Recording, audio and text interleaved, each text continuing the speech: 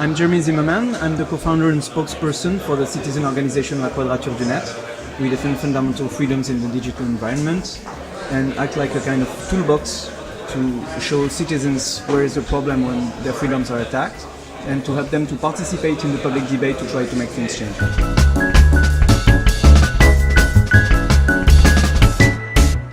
The sharing of knowledge is the basis of what we call the internet.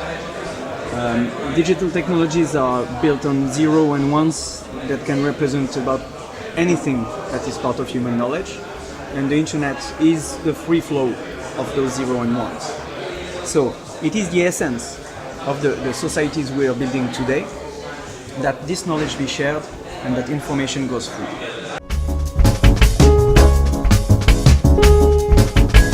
I didn't attend much talks because I was most of the time chatting with tons of fantastic people that are around here.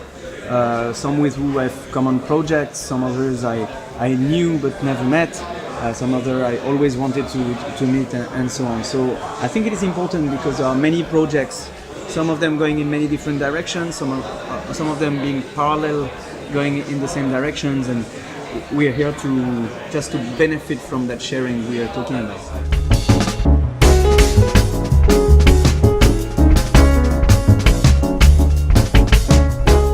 Crystal ball is broken at the moment, so my forecast is a bit approximative.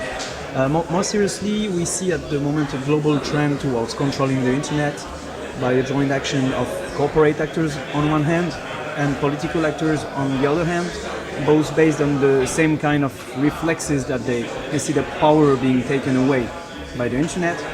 So a pattern of dominant actors pushing for legislative and non-legislative measures that will have a radical impact on the way that we share information and share knowledge.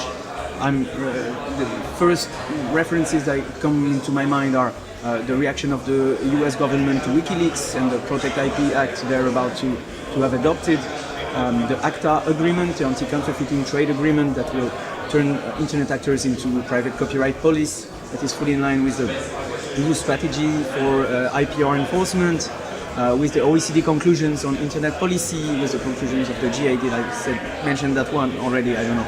So there is this global trend to make internet intermediaries, internet actors liable for what the user will be doing in the name of copyright.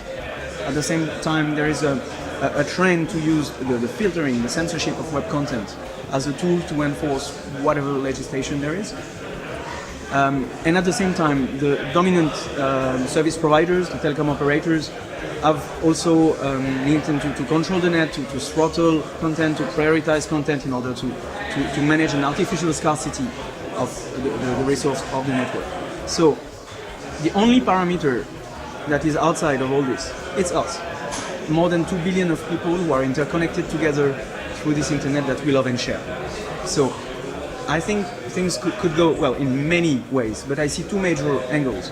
One, they win, and the internet turns into a television 2.0, and then we can start doing something else or rebuilding the internet. Another one is we fight for the rights we have today. We fight for the internet we have today as it is, free, open, neutral. We make this a major political issue. We involve citizens, artists, companies into participating, and then we win.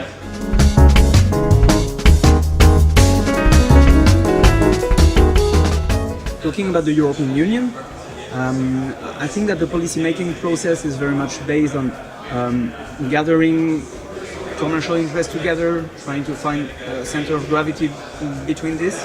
I wouldn't call it corruption, but maybe ill-advised policy-making. I think we have a duty as citizens to take part of it, to answer the consultations of the European Commission, to go to the Parliament, to send email, to make phone calls to the elected representatives when those questions come on the table, and make clear that all rights and fundamental freedoms, the rights of the citizens, the rights of the users, are a priority for any policy making. And I think that the global tools we are using, digital technologies and the internet, together have shown already that they are powerful enough for a big number of people to bring important changes. So we have no excuse for not acting as of today.